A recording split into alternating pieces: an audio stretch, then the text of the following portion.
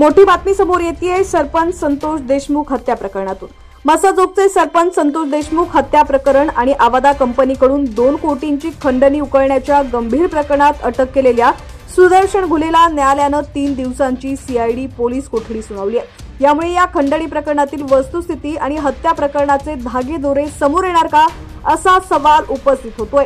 बातमी सविस्तर पाहूया। त्याआधी तुम्ही HPN मराठी न्यूज चॅनल पहिल्यांदाच पाहत असाल आणि अजूनही चॅनलला सबस्क्राइब केलं नसेल तर नक्की सबस्क्राइब करा, जेणेकरून आमचे अपडेट्स लवकरात लवकर तुमच्यापर्यंत पोहोचतील।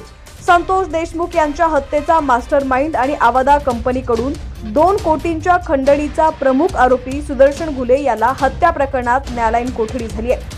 त्यानंतर सीआयडीने आज पुन्हा ताब्यात घेऊन केज न्यायालयात हजर करण्यात आलं। सीआयडीनं घुलेच्या चौकशीसाठी 5 दिवसांची कोठडी मागितली होती, मात्र न्यायालयानं 3 दिवसांची पोलीस कोठडी मंजूर केलेली आहे। आरोपीच्या विरोधात गंभीर पुरावे आहेत, त्याच्या चौकशीत आणखी धक्कादायक खुलासे होण्याची शक्यता आहे। सुदर्शन घुलेची खंडणी प्रकरणातील पोलीस कोठडी अतिशय महत्त्वाची ठरणार आहे, कारण आवादा कंपनीला 29 तारखेला खंडणी मागण्यासाठी सुदर्शन घुले मसाजोग येथील प्लॉटवर गेला होता।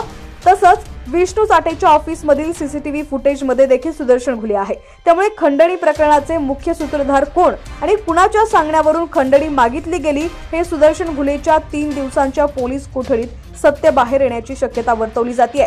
सीआयडी कडून आरोपी सुदर्शन घुलेची कसून चौकशी सुरू आहे। आता या 3 दिवसात नवे धागेदोरे हाती लागतात का आणि या गूढ प्रकरणात आणखी कोण कोण सामील आहे हे पाहणं महत्त्वाचं ठरणार आहे।